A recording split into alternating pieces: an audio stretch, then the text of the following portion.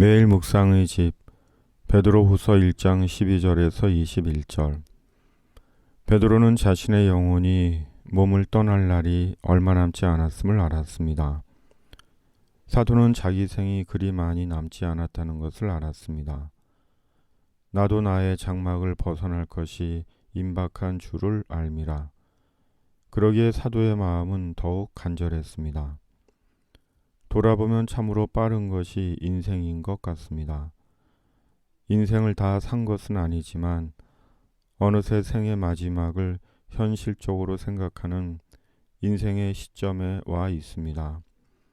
젊은 날의 시간들은 먼 흑백 사진의 추억으로 남아있고 초로의 한 인간이 매일을 주마등같이 살고 있습니다. 그리고 생의 마지막 정리가 무엇이 되어야 하는지를 내내 진지하게 생각하며 살고 있습니다. 사람에게는 짐승과는 본질적으로 다른 지혜가 있습니다.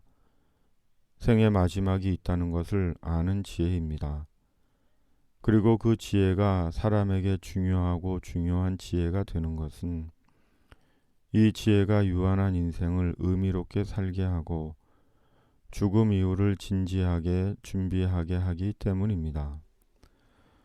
생의 마지막 시기를 사는 사도가 힘쓴 것은 주의 성도들이 힘써 생각나게 하는 것이었습니다. 내가 항상 너희에게 생각나게 하려 하노라. 내가 힘써 너희로 하여금 내가 떠난 후에라도 어느 때나 이런 것을 생각나게 하려 하노라. 그렇다면 사도가 힘써 생각나게 하려 한 이런 것은 무엇일까요? 예수님입니다. 구원의 주로 사람 대신 하나님 자신으로 세상에 오신 예수님, 다시 오실 예수님, 예수 그리스도의 십자가 능력을 생각나게 하려 했습니다. 말씀을 생각나게 하려 했습니다.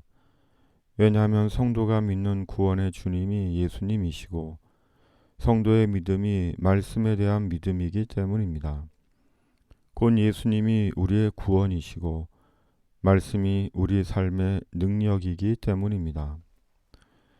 하나님의 성도는 예수님 안에서 예수님으로 구원받은 자들입니다.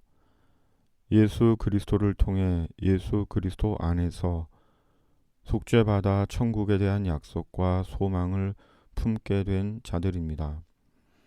하나님의 말씀으로 세상을 이기고 삶의 염려를 이기는 자들입니다. 그러므로 성도는 어떤 경우나 상황에도 예수님에 대한 생각을 잊거나 잃어서는 안 되고 말씀을 놓쳐서는 안 되는 것입니다.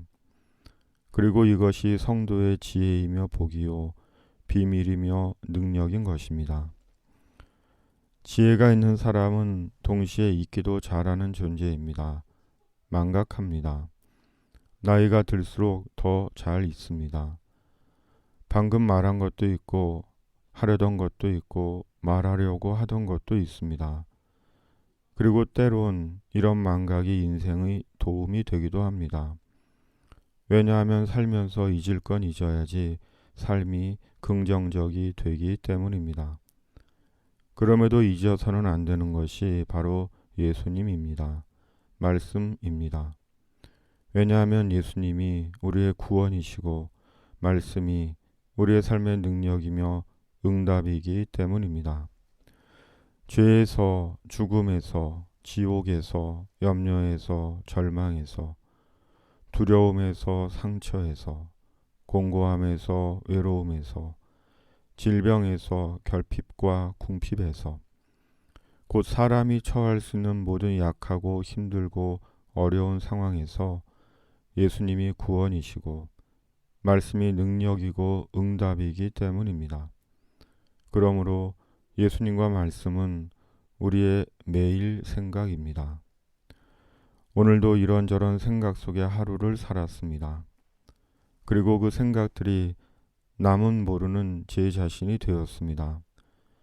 여전히 주님께 송구하고 미련하고 나약한 제 자신이 되었고 갈등하고 감사하고 희망하고 순종하는 제 자신이 되었습니다.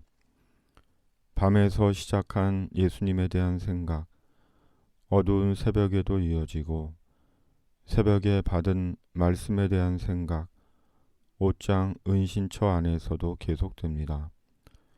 예수님과 말씀이 나 사는 날 동안 제 생각의 처음과 나중, 시작과 마지막이기를 기도하는 생각의 하루입니다.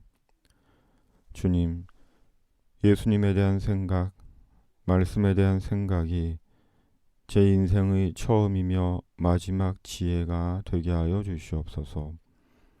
나약한 제 인생의 능력과 응답이 되게 하여 주시옵소서.